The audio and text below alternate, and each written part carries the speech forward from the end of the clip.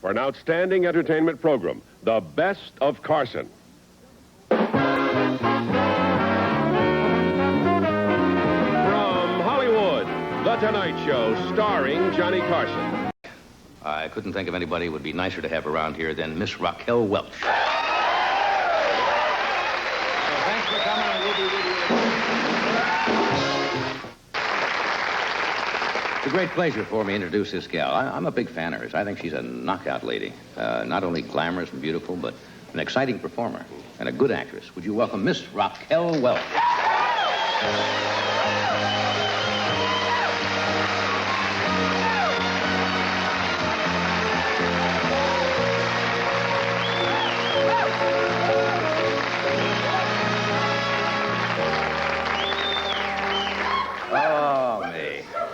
How are you? Well, I'm fine. It's kind of exciting out here tonight. Isn't it so? Standing ovation and everything. This neat. It's like I did the first show. I was nervous tonight. Yeah, I could see that you were emotional. I was nervous tonight. Well, great monologue, you know. Yeah, thank you. Hey, you're looking super. Thanks for coming tonight. Thank you. Oh, it's a pleasure. I have not seen you since the Academy Awards. Yes. You didn't hear the line I did about you until later, did you, when you walked off? Yeah. You had a stunning-looking blue outfit. And you were headed backstage with Dean Martin, and as you walked off stage, I said, "That's a beautiful outfit, Raquel, but I don't think you'll be invited to dinner by the Ayatollah Khomeini." And it was a knockout. Yeah. That was a great line, too. Yeah. Really a good line. You know, You told me you had trouble getting to the awards wearing that outfit. Seriously. Well, it's made for standing. It's such a skin-tight thing, you know. Yeah. Not to sit down in, you know. But I did happen to just bring you a little souvenir of... Is that part of your... Yeah, that's what's left over after the evening when you finally get out of the Dorothy Chandler Pavilion, you know. Oh, I remember. There are mobs of people there, you know, which is, of course, the best thing about it. Was this taken from any strategic location? So if I where wish would you like it to be from? I'm not even going to look. Look, I may leave, but I'm not going to be taken off the air. That's nice. That's really nice. You know, well, a little souvenir of the evening. You know, it's kind of great when you walk in there because all those people are just, well, you know, Is they're that really... a madness backstage? Isn't that madness? Well, it's just nuts. You know, it's nuts. Yeah. But the fans out front are so terrific. I mean, it just makes your heart feel good, you know.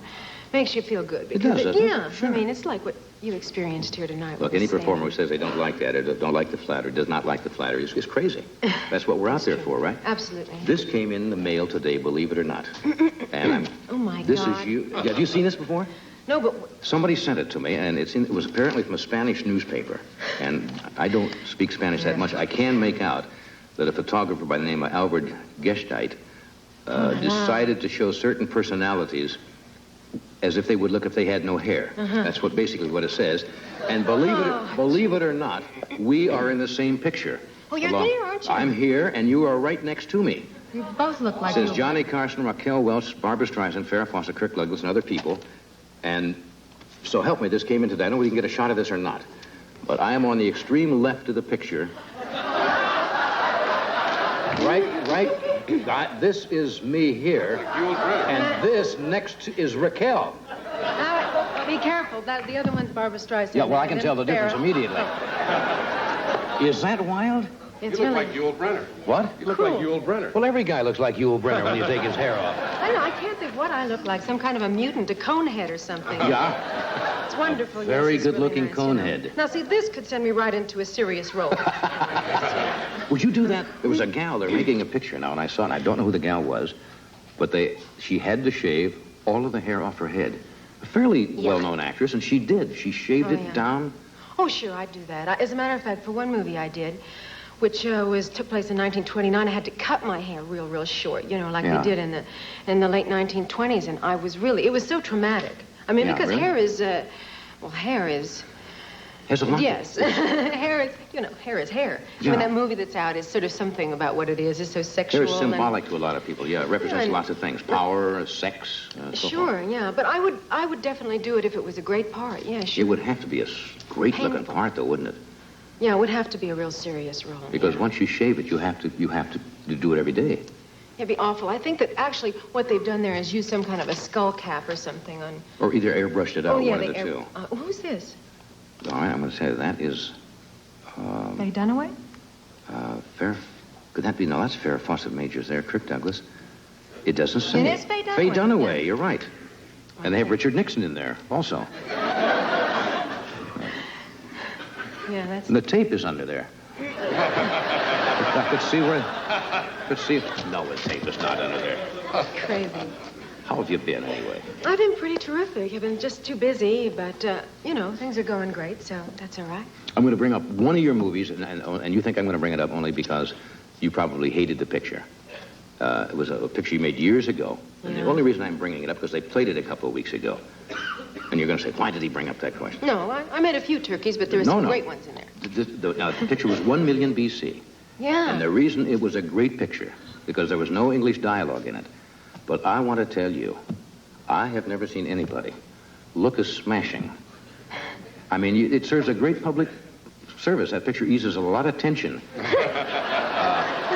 I mean, you were smashing in that picture. Actually, that was such a funny experience for me, because I remember when we did it. Gosh, it was a long time ago now. But it was, you know, it was kind of my first time in Europe, and I really kind of thought that the picture could be swept under the carpet kind of neatly, you know, no one would ever really have to hear about it. But then it started creating a lot of excitement. Photographers started to show up and everything, and I didn't know what to do because I didn't have any lines, you know. And I didn't know how I was going to survive this turkey, you know, because, I mean, you know, just run sort of in front of a mountain and say, wow, there's a giant turtle, you know. And yeah, but you said Ungayatawa, something yeah, like that. Well, that was great, you know. So, but you know, what happened was that the costume just kept getting smaller and smaller, you know. And they kept sending cables in from London saying, the censors are very interested in this. It seems that Miss Welch's costume is getting smaller with each set of new rushes, you know. But I guess it was the only way to survive, you know. They just kept pulling bits and pieces off of me until pretty soon I was... That picture has really become kind of a cult picture. Yeah, well, I guess, you know, I mean, it wasn't anything fantastic, but it's got a lot of charm about it, I guess, you know. Yeah. Have you ever found It something... launched me. Well, you can't have you had your heart set on a role that you would really like to have done and lost out on it, that made you kind of depressed? All actors or actresses have. Something you really wanted to do. Me, you know. You know, and it just didn't come that way for whatever the reason at the time. Well, yeah. You said, gee, I wish I'd had a chance to do that. That would have been something I'd like to do. Well, at one time I wanted to do Day of the Locust very badly. Right. And at another time, I always want those kind of weird parts. Why is that? I don't know. I'm weird lately somewhere. Yeah. And then at another time I wanted to do something called They Shoot Horses. I wanted to do the part opposite Jane Fonda in that, because I thought that was a juicy role. I thought that Jane Fonda and I would be an interesting combination. Right. And, yeah, I guess there have been things that I've lost that I wanted. But you know what the hardest thing is? What? Is really to say no to a lot of money and to a lot of exposure to the public that you love when the material isn't right. And I've had to do quite a lot of that in the last couple of years because I figured, you know, I came on the scene, I was launched as a sex symbol, and hey, you know, I'm not complaining. Right. But, you know, after a while, I kind of identify with you because it's like doing the same thing again and again and again. You mean as a sex symbol? I hope you meant that. Yes, I did. I did mean that. That's what I thought you meant. Oh, I mean, you're the best thing since sliced bread, honey. Thank you. I like that. No, but I mean, you know, it's just saying no, you know, and everybody gets against you. You know, your managers, your agents, everybody says, Raquel, this is wonderful, and you go, please, honey, I don't want. You have to be selective. It's a rip-off, and it's a this and that. So you're thinking about leaving here. Right. I'm going to do my first dramatic debut on television for NBC playing an American Indian woman. It's a legend of an Indian woman, and it's going to be my first really kind of serious project in a long time. And I'm so excited about it. That's good. So, have you started that yet, or when is it going to? No, well, we're in pre-production now. We'll probably go in July filming, and then, you know, all of that rigmarole, and I guess it really won't get on the tube, as it were, until about, November or something like that. You know, I play a very good Indian part, being from Nebraska. I'm familiar with Sioux Nation, and oh yeah, it is. Probably Sue. Yeah, that's what she is. She's Sue Blackfoot. Yeah. I tell you, I'm very. Hard to imagine somehow. Try anything. Little parts here. Let me do this. We're going to come right back. Bah. We are back. Look, I know you have to. I can't tell you really what a kick it was for you to come on the show tonight. Oh, it's really nice for me to be here on a special night. And you, I know, are rehearsing for Las Vegas, are you not? Yeah, I'm rehearsing for Vegas right now. I'm going to open at Caesar's Palace on the 17th. Yeah. You know, with Burt Bacharach. It's going to be I understand you are stunning up there. I've never seen your show, but I'm going to come in and see it. Yeah, well, I got a little bit of the blue sequence going for me up there. You haven't got much left. I would catch that show. Are you going to wear that blue outfit? Because I got part of it here. Call me if you want to fill it in. Yeah. Hey, thank you for coming. I enjoyed it. It was a lot of fun. Thank you for inviting me, yeah. I hope you come terrific, back, will you? Good. Yeah, I will. Oh, Thank sure you. I will. Thank you.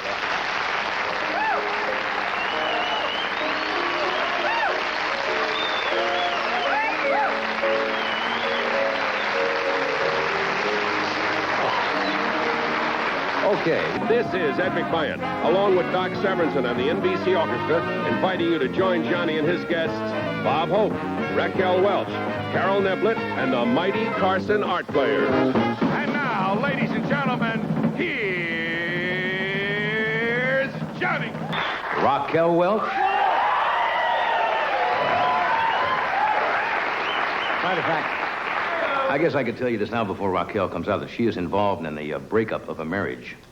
A woman in Pismo Beach is suing her husband for divorce, and she's named page 38 of this month's Playboy as correspondent. You seem to brought in a copy of Playboy. I certainly did, because Raquel Welch, to me, is one of the most glamorous, exciting ladies that's been around in our business for some time. Since we've been around. What? Since we've been around. That's right. Well, I don't want to say she's been around that long. No, but I mean, while we've been here, she's the one we've been noticing. I think that's safe to say, yeah. And this Sunday night, she's on a special episode of Mork and Mindy, which I understand is great. She plays, well, I'll ask her, but I think she plays an alien being from another planet. That's about right. Yes. Oh, boy. And early next year, she'll be starring in a movie for NBC called The Legend of Walks Far Woman. We'll talk about that. But she is on the cover of this month's Playboy, and she's also inside the cover. Page, what is it? I forget right offhand. 37? What? 37? No, 78. Miss Raquel Welch.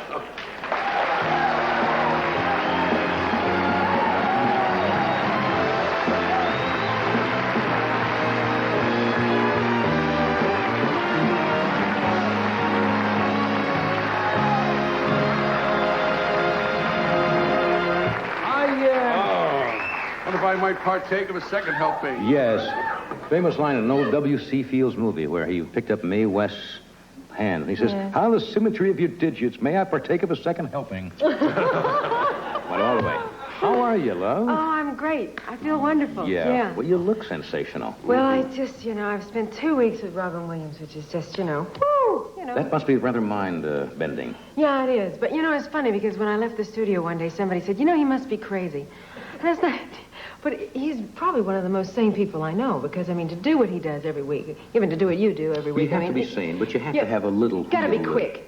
And that takes working all the time, every minute. You have to be on a different energy level. Right. There's a lot of energy going on. I think people who do comedy, though, who do improv, a lot of he does, have to have...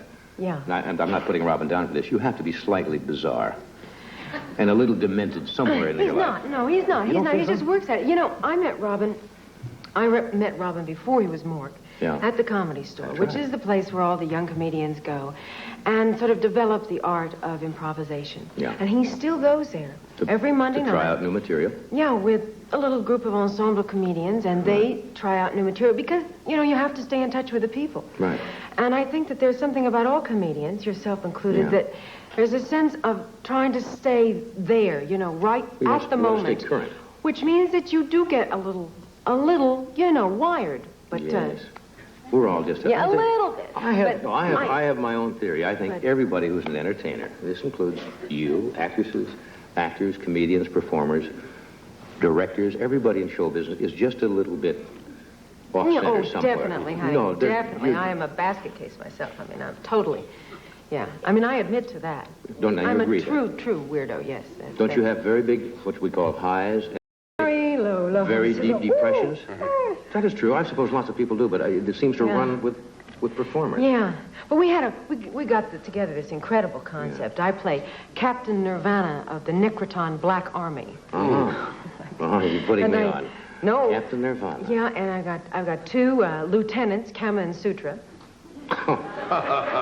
This is a very deep, I understand. Yeah, deep, meaningful, Kama and Sutra. meaningful, show. with a lot of social comment. And we're out to get information from work, right? Now, it can come from torture or intense physical pleasure, which is something an Orcon can't stand. But anyway, we go through a lot of things that are really kind of bizarre. But it's fun because, I don't know, because I guess when we got together and talked about the concept, they were very open over there, and Robin was very generous. And we just did this thing totally off the wall just to have fun, you know, and not to make a big, you know, sort of heavy thing, you know. So I'm not really playing myself. I'm just playing an aspect of myself. Oh, from another planet. Somewhere I'm from another planet, yeah. Hey, you know, this, I must say this. Now, this may sound chauvinistic to look at pictures of ladies that are not completely dressed. But I must say, you do have...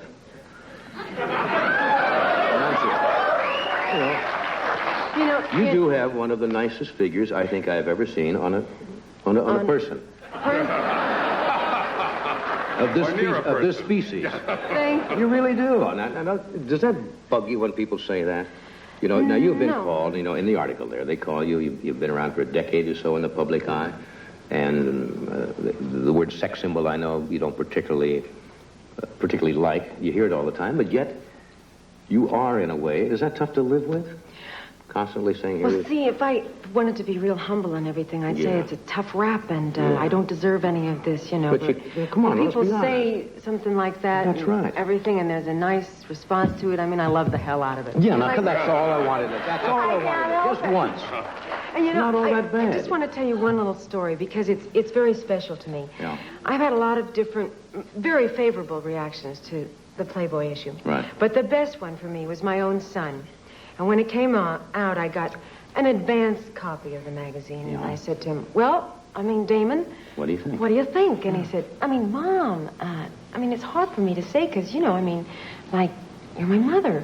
And I said, well, try, you know, force yourself. And he said, well, if you weren't my mom, I'd like to ask you out for a date. Now, isn't that nice? It was sweet, but what made it, you know, even more special, I guess, is that about a week ago, my son turned 20 years old. You putting me on? No. I got a 20-year-old son. No, that I didn't know. That I didn't know. Hey, let's hear it. So, you know, it was really kind of poignant coming from him because he's sort of, I don't believe this, you know. This is that's my really mother. nice. You know, and I'm looking to my 20th birthday.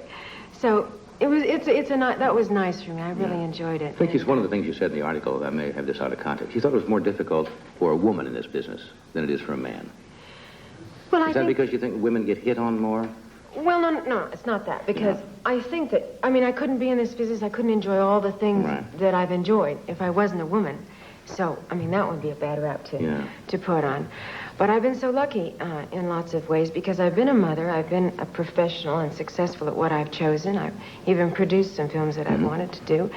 But, yeah, it's different because somewhere I think it's just still a little bit harder to earn your stripes and get a chance to say, you know, what you want to. And I showed up at an ERA meeting the other day, and I really am behind that because somewhere if we can ratify this Equal Rights Amendment for women, it'll kind of reflect the whole thing across the board, you know. I mean, no, but Couple of boos. Hey, no, I'll tell you why, because I think the people who are booing have a misconception because they're confusing ERA, which is Equal Rights Amendment, which is just a constitutional right for women, with all the sort of hate men kind of thing that's going on, which really I don't believe in, and is not what the ERA is about. This is not a battle of the sexes. Not at all. It's just saying, listen, if a woman has a job, she should get equal pay, and also she shouldn't be discriminated against just on the basis of sex. You know, but I mean, I really think that that's only just fair. But I mean, I agree, you know, I wouldn't, I think ERA suffers. I have a more old-fashioned approach. Uh-oh. I think women should be kept as slaves. No,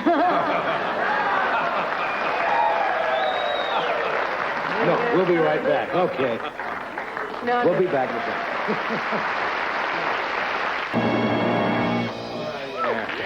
Yeah.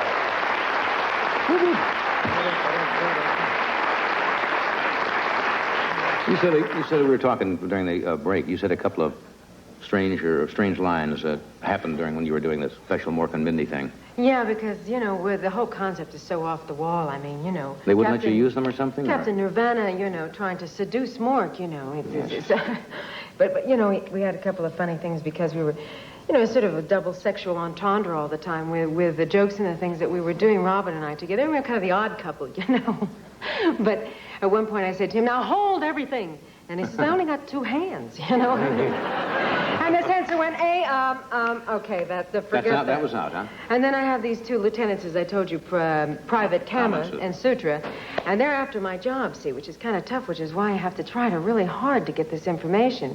So they come in to me just as I'm about to capitulate to Mork's charms. And they say, okay, we've heard enough. And I said, see, I told you they were after my job. He said, well, good privates are hard to find.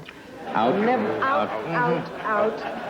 Yeah. Surprised they wouldn't leave those in during sweep weeks. These are ratings weeks. As we will show you in about 5 minutes, we're going to do a typical ratings week show. Didn't you, I saw in the Playboy article, it talks about you did a thing that you wanted to do.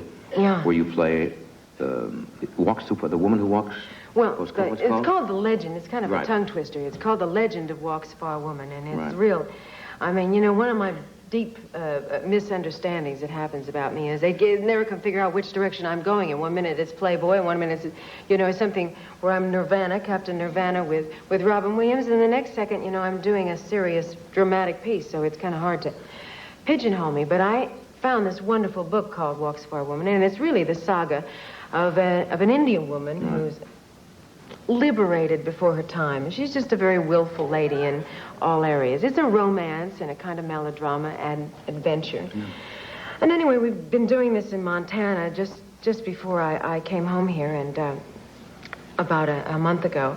And so, I mean, it won't be on for a long time, so I don't think I should get deep and heavy into that, because I like to come back before it comes out. I saw these back here. Oh, yeah. And I said, where did these come from? And I had to do a double take. This picture is of you, Ed, and myself. Now, this was taken, obviously, in New York when you did a good number of years ago. Oh, yes. About 10 or 12 years ago. You both look pretty funny. I have not a gray hair in my head.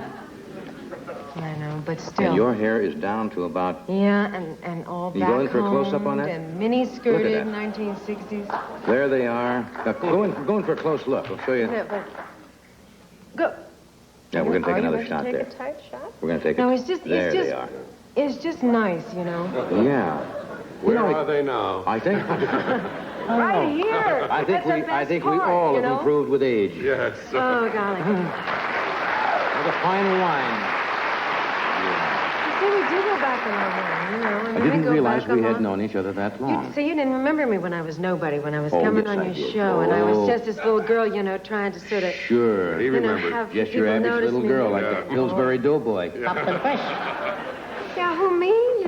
Sure. That was about 10 or 12 years ago. Discovered. You can stay with us for a while, because we got Bob. I'd love to. Yeah, because after this, the Mighty Carson Art Players, we've been talking about Ratings Week and what happens during Ratings Week, and we'll show you right after this. Stay with us. My next guest, I'll say it before. Bob Hope needs no lengthy introduction from me. Everybody in the world knows Bob Hope. But just to tell you how active he is, as usual, his special, Bob Hope on Campus, will be on NBC Monday, November the 19th from 9 to 11.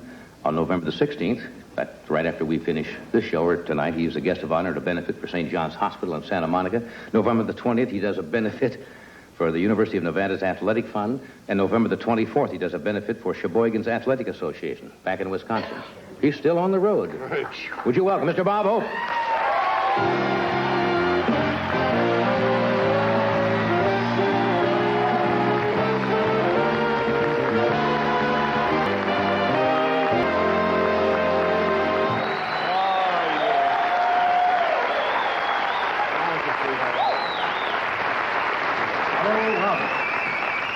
Thank you. Thank you very much.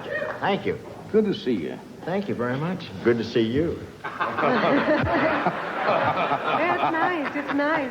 Yeah. You've worked together many times, sure. We played together many times. Yeah. Worked together many times, didn't we? Done a couple of gigs. Yes, we The did. show business vernacular. Yeah. You've been out on the college tour, haven't you? I've been on you won't believe it. I played 6 colleges I played Alabama, Florida, Indiana State, Colgate, Harvard, and SC.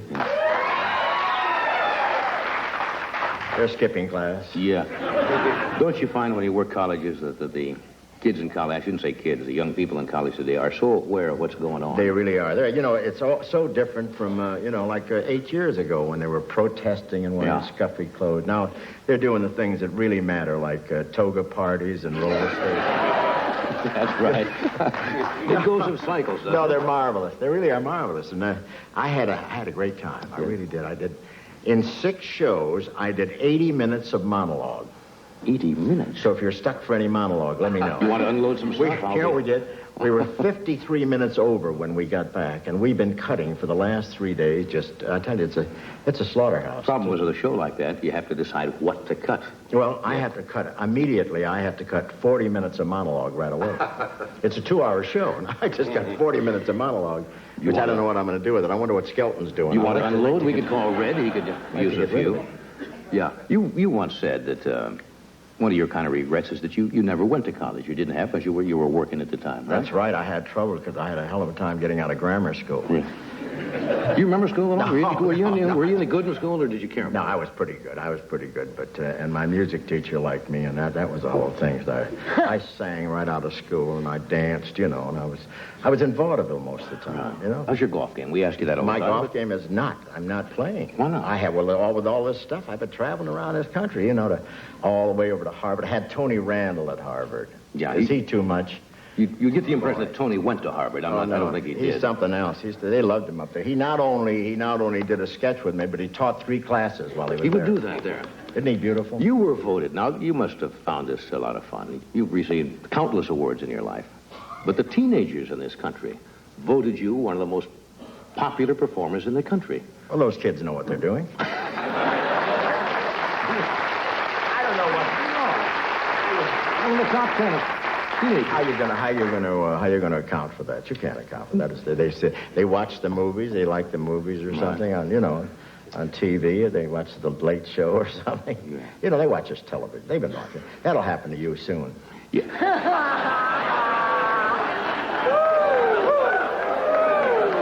People tell me you get crueler as you get older. Is there any truth to that at all? I've got to talk to you about your hair. Anyway, let me tell you what. You think I should quit touching it up? I gotta quit. You look great. Don't change. Don't ever change. I'm not going to change. Don't ever change. Anyway, tomorrow night, you'll be in San Francisco at the Spanos dinner, and November the 19th. Right. Monday, right here on NBC from 9 to 11, on campus all around the country. Right. 2 hours. Okay. 2 hours. Thanks for coming tonight. John, I know you got to run to your benefit now. That's right, I do. Thank you, Robert.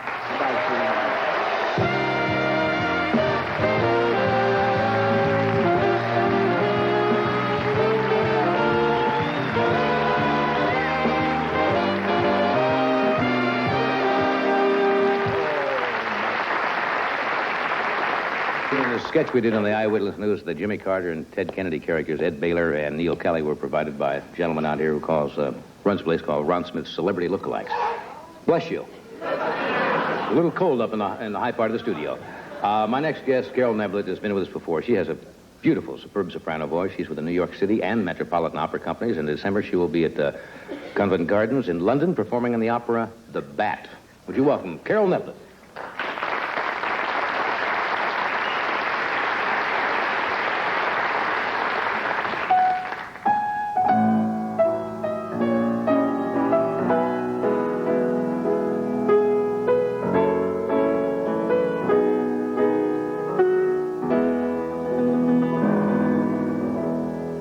Meine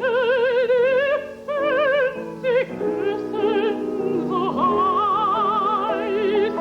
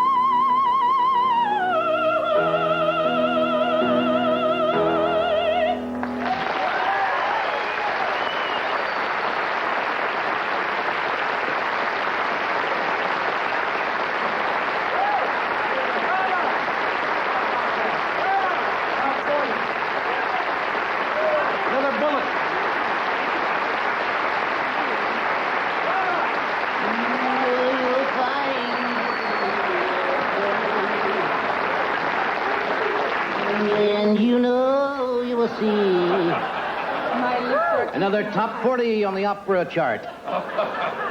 You just shattered a man's contact lenses sitting in the front row. The man sitting there and everything went... Really? You have a magnificent voice. You do. I say that all the time, but I don't know any other word to use. Thank you. It's incredible. All incredible. I can say is thank you. Now, that wasn't from the one you got. See, I'm not... Now, I've admitted this before. That's not from the bat. That's not from the bat, and I knew that but immediately. It's similar to what I will be doing. I'm doing an operetta-type opera for Covent Garden called Die Fledermaus. Die Fledermaus, that I know, called yes. The Bat. And I must speak 5 different languages in the dialogue, and I must sing in German. So I sang you a little tidbit of what... Yeah, what different language? German? German, Hungarian, Italian, English, and I'm leaving one out. French. That's a tough That's opera, 5. isn't Did I it? say 5? Yeah. Yes. Yeah.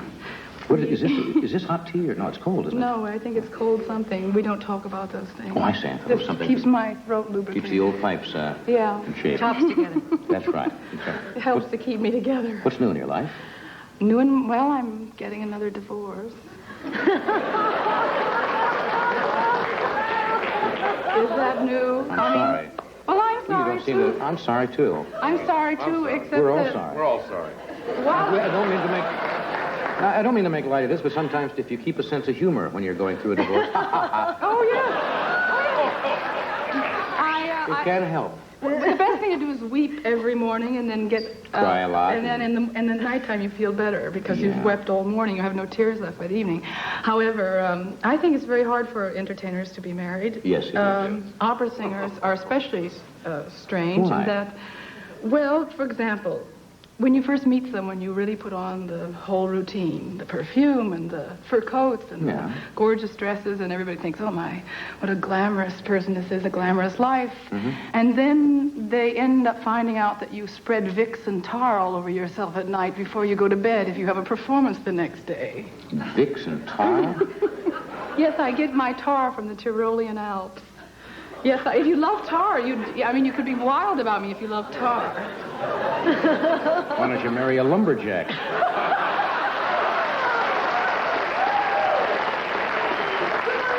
You know, he's used to tar and the creosote and all that. And Good idea. think you're a tree or something when you're in bed. I think the secret is Hey. either... It's a tree. A tree? No, what I mean, no. I don't know what you mean.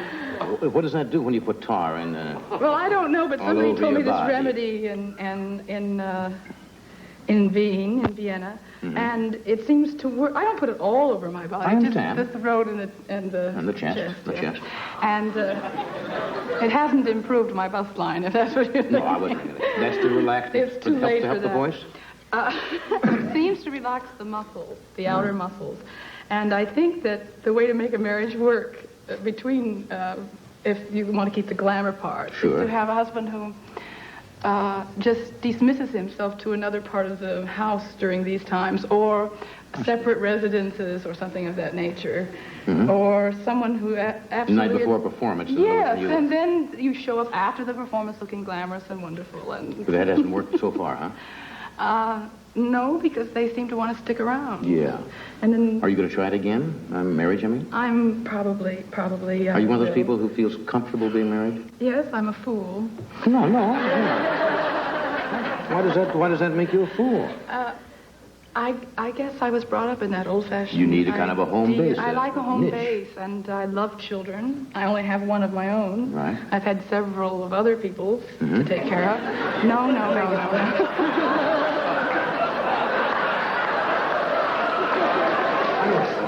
Stepchildren. And I love them dearly, and I miss them, but they're all my friends still. That's good. Yeah. That's good. If you can stay friends, that's good. Yes, that's the tough one. Stay friends with the exes, too. Oh, that's real easy. That's easy? No, it's extremely difficult. Sometimes it is. But after a while, let bygones be bygones. That's what I say. Yeah, I knew you'd agree with me. It's in the mail. We'll be right back after this.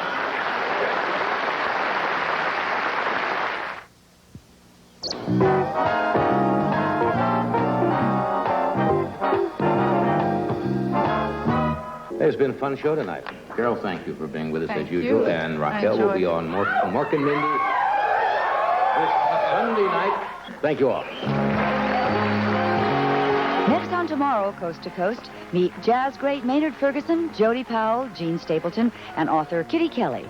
Tomorrow morning on Today, wake up to what's happening around the world with Tom Brokaw, Jane Parley, and Gene Shalit, all on NBC.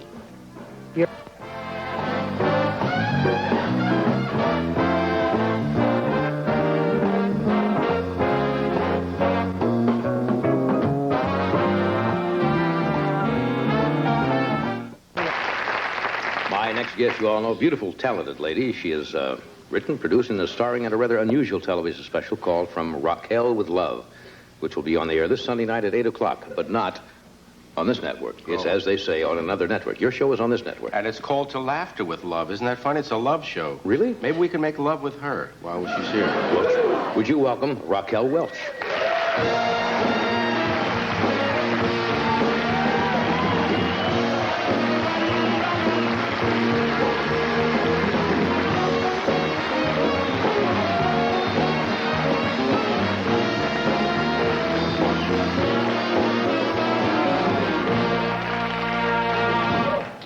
How are you? The fruit and nuts. Yes.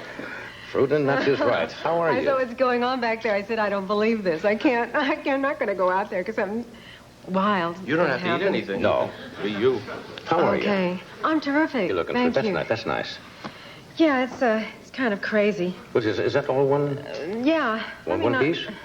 Yeah, I don't know. When people see it, they sort of say, well, what is that you've got on? They said, what do you call it?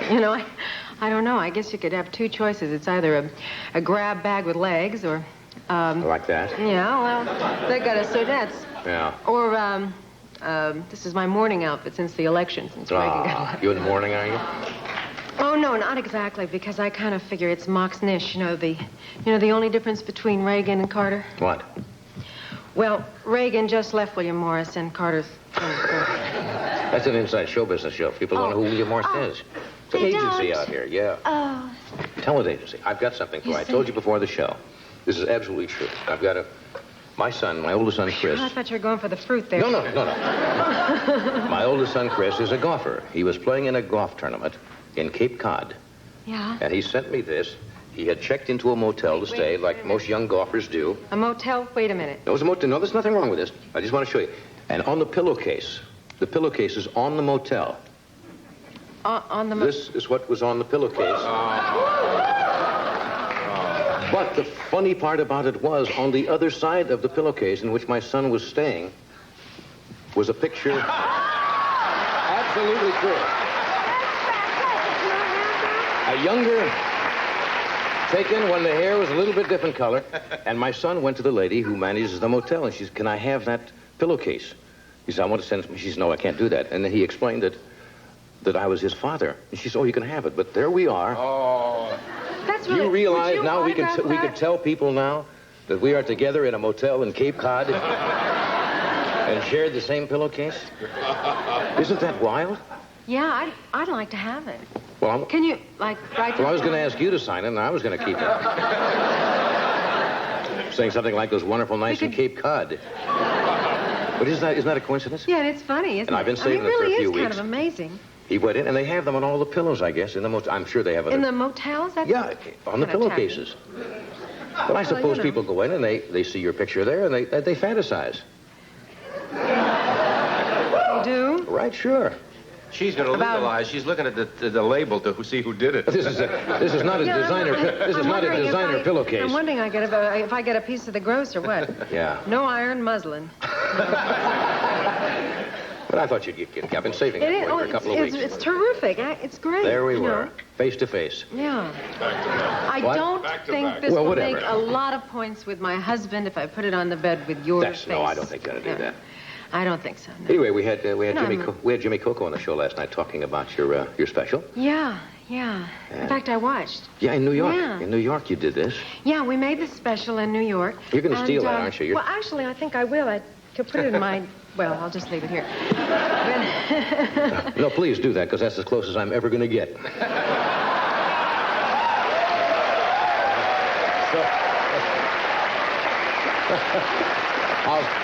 I'll be happy with that, Raquel. Where did you go right? Yeah, where did I go right? Anyway, he was here, and he said he had a lot of fun. You did this around New York? We had a real great time there. Yeah. Because, well, actually, my husband and I got together and kind of wrote this special. And it was, we decided that maybe instead of a variety format, we would sort of come up with a story. You kind of want a musical fantasy comedy. type of thing. A musical comedy, actually. And, just a nice, thin... plot running through, and there's some really unexpected moments in it. Jimmy's in it. He's playing Mickey Rooney. Mickey Rooney is in it, and there's a couple of unexpected moments in it. I'm running down Madison Avenue in one sequence with a straitjacket, singing "Don't Raid on My Parade." And you do this on the street? You did this on the street? See, in New York, if you did that in Hollywood. Sure. You ran down Sunset Boulevard in a straitjacket. Nobody would pay any attention. Well, this is true, although it was the first time I was in New York City, and I really felt that I was sort of dressed for the occasion, because... No, I don't... No, seriously, I love New York. I think it's great. In fact, that's why That's one of the reasons that I got the idea, is because I'm always hunting for an apartment there the last minute when I go there, because I say, no, I really can't go back to L.A. I mean, I have a house here and everything, but there's something exciting about New York.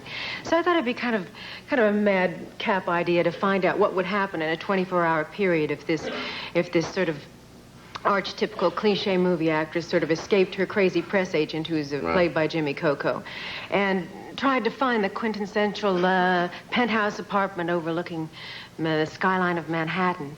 And you found it, but it was a fantasy, right? Well, kind of, yeah. You saw it. Do you know what a penthouse apartment would cost you in New York City now? Yeah, a lot of. It's incredible. It's incredible. Yeah. Really, yes, I know.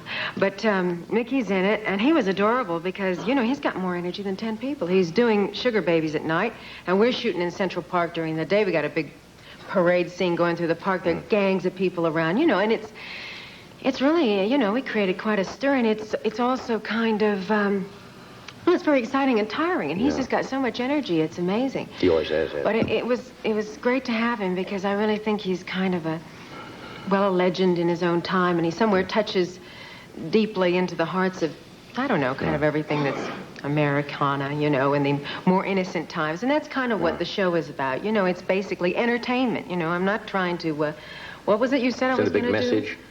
Discuss 16th century literature? No, it's not like that. Not that I couldn't, mind you, but... Of course. No. But it's just that, not to be self-conscious about all of that, and just have fun with the image, poke a little fun at it, and entertain people.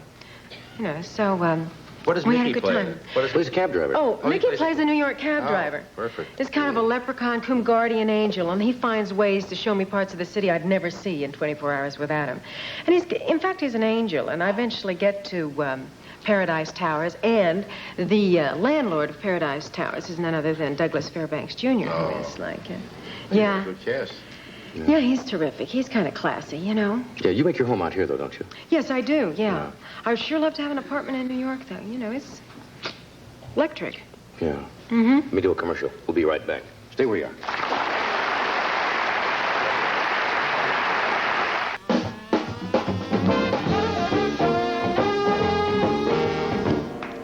We are back. We're talking with Raquel Welch, Carl Reiner, You were, you still consider yourself a newlywed? You were married yes. last July, so well, I guess. Kind of, There's an old question. When does a bride stop being a bride? Is it a year, half a year, or what?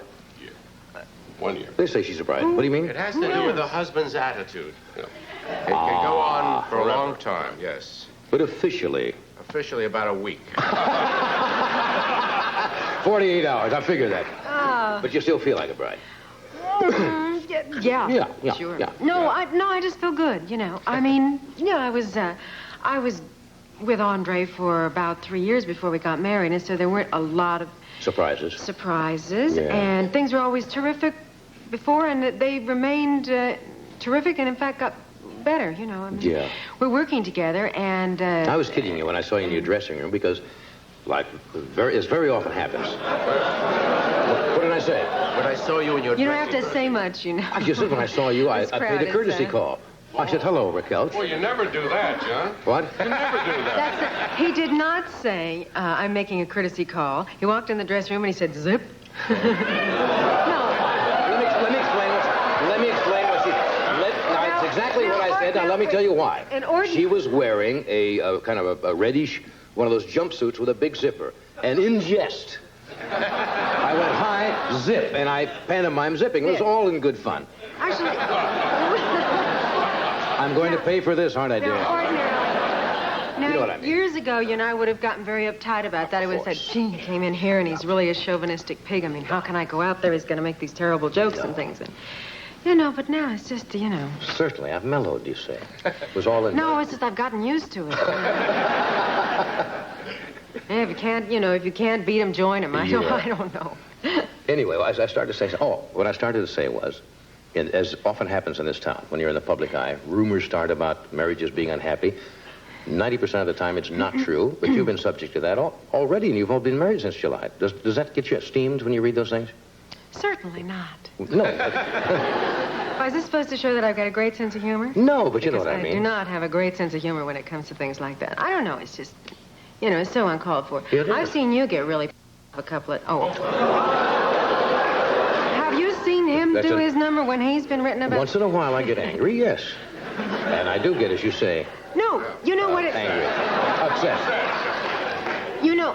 Sometimes you're a target in certain areas and you kind of expect it. But sometimes you just feel like they're really getting you on something where you're totally... it's just so off in left field that they're really trying. I'm always And you just wonder... Have they ever written bad? Now, Carl, I can't imagine them writing something bad about you. No, there's no way you can write bad about it.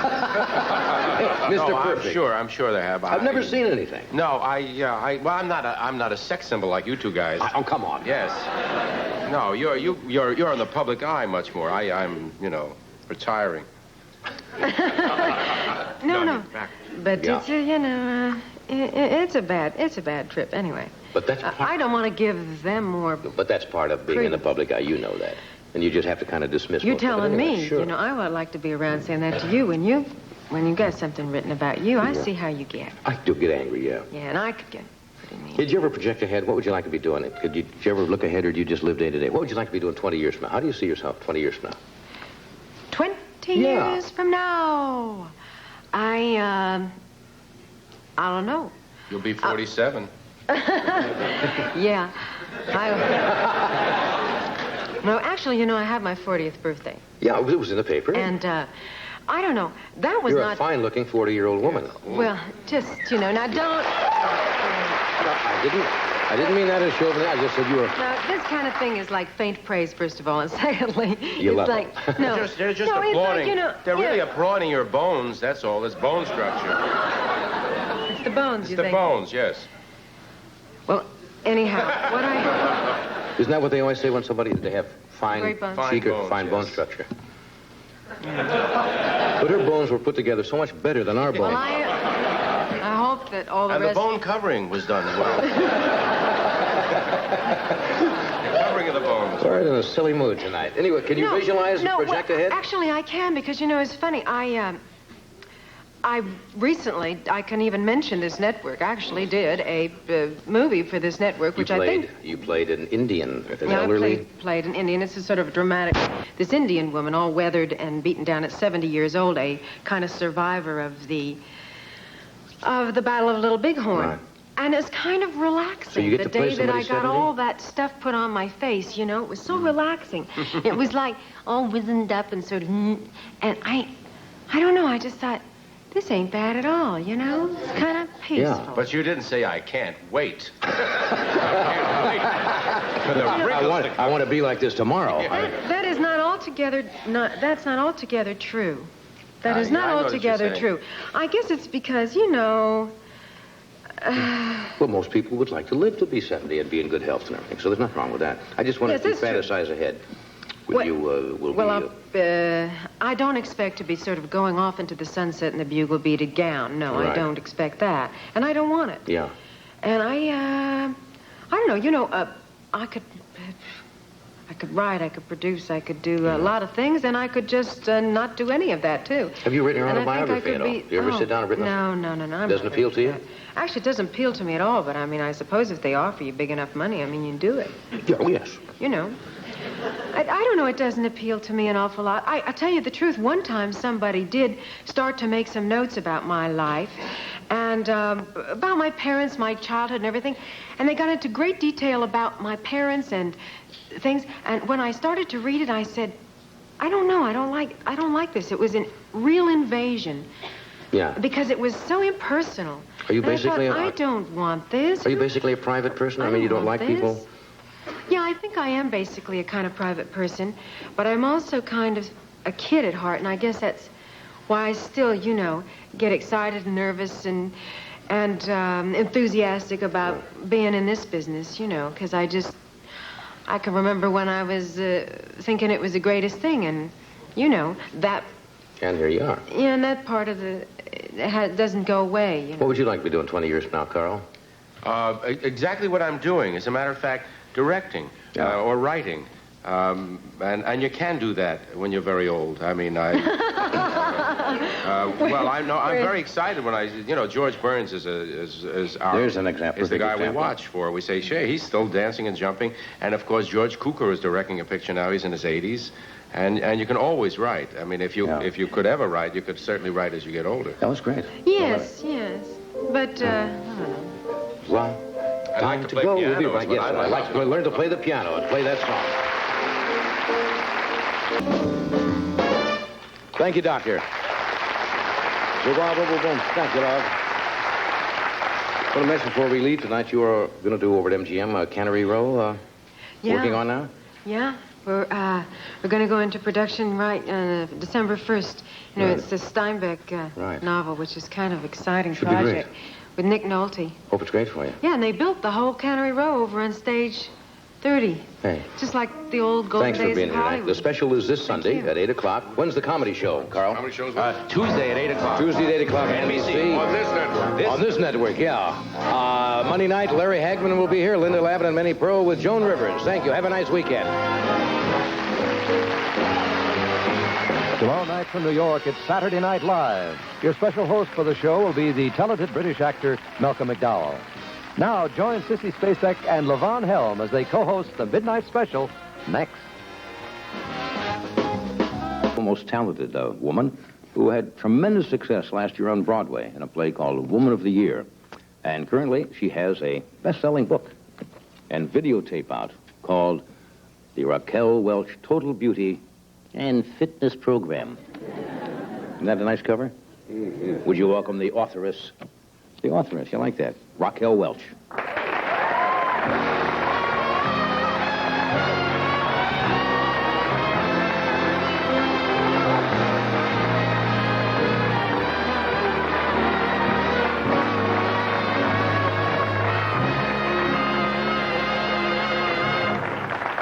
Thank you.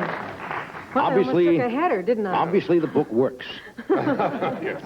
How are you? I thought you were going to open with a comedy fall when you came out Yes, there. I did too. I thought I was going to take a header. You know what happened one night? I think I've told this on the air before. Remember the late Dan What's so Blocker? funny about that? Remember the late Dan Blocker who was on Bonanza? Yeah. He came out one night without telling us and pretended to be a little drunk. Yes. And he came out and hit that first step and fell flat on his face here. And the audience was stunned. Yeah. Yes. And I was stunned. So I thought you were going to do the same thing. Yeah, I'm glad I didn't fall flat on my face. Well, so am I. Would you have rescued me? Absolutely. That's good. I was a former, well, I wasn't a Boy Scout. I was a pioneer in the YMCA. But we were taught to do those type of things. Were you ever a Girl Scout? No, I wasn't, actually. No, I wasn't. Brownie? Anything like that? No, no, I wasn't in any of that kind of stuff. Did you ever go to summer camp? No. Really? No, I'm sorry, You just had a strange childhood. What were you doing during your childhood? Did you go on... I was wearing a lot of tight skirts and tight sweaters and... Really? I don't know, parading up to the pencil sharpener and stuff like that. How old were you when you became aware that you were blossoming? You know, it bothers a lot of young girls. You know, a girl nowadays, if she's 12 or 11 or 12, all of a sudden gets very excited that, or something's wrong with it. The equipment has arrived? Yes. Well, or it hasn't arrived. And they go through a trauma, and that's really too bad, I think that's why I don't want to... I'm glad I'm not younger, because that is a pretty traumatic age, and you're always worried once it does arrive what exactly you should do with it, and, what kind of response you're going to get to it, and all of this kind of thing. I mean... That's got to be tough for a young girl. I guess it must be. I'm not young anymore. Well, yeah, but you look gorgeous. You're really a sensational-looking lady. Well, thank you. You really are. And that's not flattery. I mean that. Thanks, honey. You said when you were young you'd wear tight sweaters and so forth. Oh, was that well, I guess just to elicit some kind of response, or did you know you were... I guess it was. I guess because I went to a co-ed high school, I kind of couldn't resist the idea that when you went to the front of the classroom, you could get a reaction. I'm afraid I started early with that kind of nonsense. And, but don't you know what that does? Was exploiting myself as a sex object. But don't you know what that does to young boys going through that? I know exactly what it does to young boys going through. I mean, you could uproot a full-grown oak tree on the way home. Listen, Johnny, when I went to high school, I spotted this fantastic-looking guy, sort of leaning up against the administration building when I first went to school, and I said, that's for me. So I thought, really? How do you get that guy to notice you? So I decided that, whatever worked, and that seemed to work. And that's the way to get guys to notice you. Yeah. Well, that worked on him. Were you shy when you were young? Yes, actually I was. I think that, a lot of the sort of dressing up and sort of being glamour puss is a kind of reaction against being very shy and having to find a kind of... a kind of image or persona that you can play a little bit. Right. So that you can just get your chutzpah up enough to... little stage acting. Well, just to get out there, because I always felt sort of mousy and kind of dull and... not very interesting. So I thought, well, Mousy has gone. I should react against that. Yeah. I was looking at this book. It's a lovely book. Thank you. Unlike most books, you wrote it. You also pose for all of the exercises. And a lot of people don't do that. They will have their picture in the front, and then somebody else goes out and demonstrates. You did it all, didn't you? Well, I felt like a sucker kind of halfway through because I thought I must be, the only person, alive who was actually writing a beauty book, a beauty and fitness book. And I realized, too, sort of in the middle of the whole thing, that maybe everyone was sort of fed up to their eyeballs with, another one of those books. We've had Jane, we've had, Victoria. Christy Brinkley's got one, Victoria's got pretty soon it's going to be Pia Zadora. And, I don't know. It's probably right. She'll probably have one.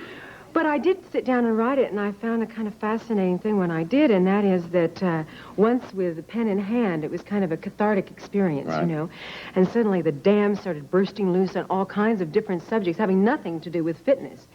It was really kind of strange because... what do you want to talk about? Well, it's not that I wanted to talk about it, but, you start to go off on tangents when you're a writer, and you can't really control it. And suddenly I was writing things about...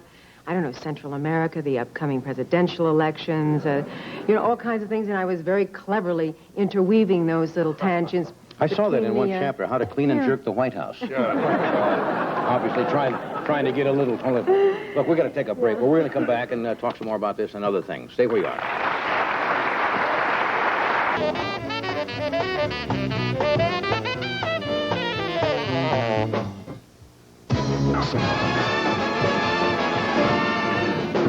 Okay, we're back with Raquel Welch.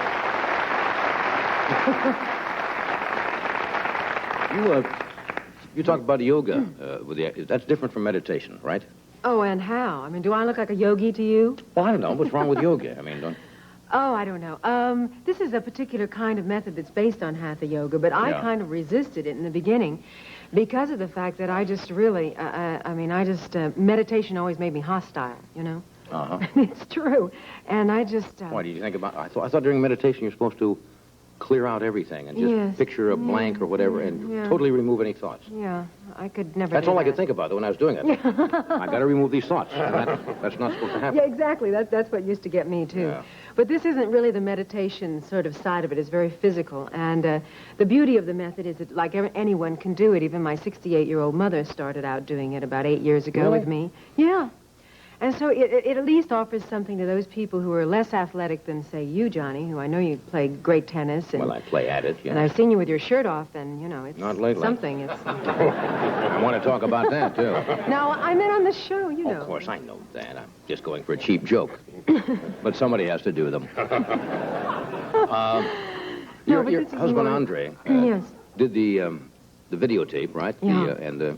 Did he do yes, he did the too? photographs in the book. He's very good. And, yes, he is. He's an excellent photographer, and he also produced and directed the video cassette that I have out, which is, you know, the thing that illustrates the book. And I understand he made a special reel for us tonight or something. You were telling me about this afternoon? he did. He was, you know, I got kind of nervous. You know what it's like, you know, working with your spouse or your husband, your wife. Yes, I know what that's like. You get very nervous at times. Yeah, I mean, I really did. It was funny because he and I are very close. We have a very a lot of respect for each other and stuff. And then when I'd get in front of the camera and he was actually the director, I would sort of get all verschimmeled and I couldn't remember any of my dialogue or how to explain anything. And so he put together some of my bloopers that I did when I was trying to make We this grabbed video. them just before Ed got them. Ed just walked around waiting for people to make mistakes so they can put them on. So let's roll this and show you what happens when hubby is directing wife. Okay? Take 9J, sound 113. This exercise is posture. The first set is that's not what I'm supposed to do. Each of them should be done twice.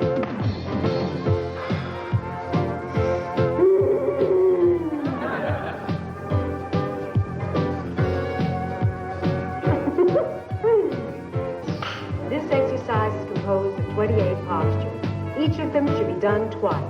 The first set is designed to warm you up, and the second set is to help you make quick progress.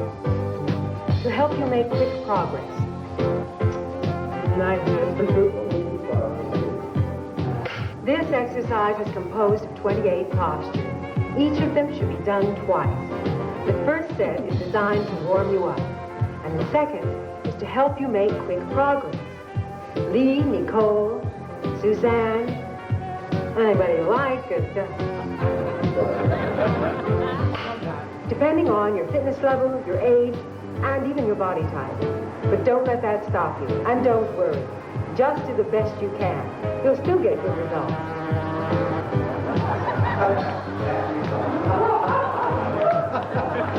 That's funny. The fly. Thanks for doing that. By the way, if you want that particular videotape, the fly is extra in all of those, right? That's a lot of work doing that. That's a lot of work going through those. It was a real lot of work. We went out on location to shoot it so that we could come out of the sort of studio atmosphere. Because we wanted everybody to have sort of a mini vacation kind of thing when they have to put on their exercise tape. Because, you know, it's turgid enough to exercise. I mean, frankly, I'm giving it up. Trying to make it pleasant. Anyway, the book is called The Raquel Welch Total Beauty and Fitness Program. I hope no. You know what? The real title is just Raquel. They had to put that other Yeah. stuff on it so that they could tell people what it was. Yeah. Hey, it's always nice to see you. Do I call you Rocky? Somebody told me your friends call you Rocky. Yeah, people do. Where'd that come from? Well, when I was in school, people called me Rocky and...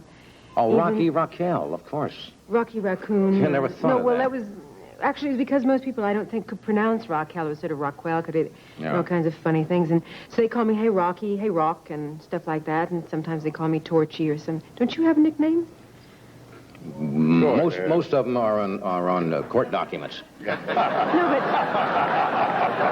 which are sealed, right now. No, but then later on when I, sort of nowadays, sometimes people call me RW or something like that. Don't they ever call you JC? It sounds a little presumptuous. They do. But it's nice. Hey, thank you for coming. I know you can't stay with us, Thank but you. I wish you much luck with the book. Me. And come back to see us, will you? Yeah, I'd love to. Thank you, Rocky. Okay, Raquel Welch.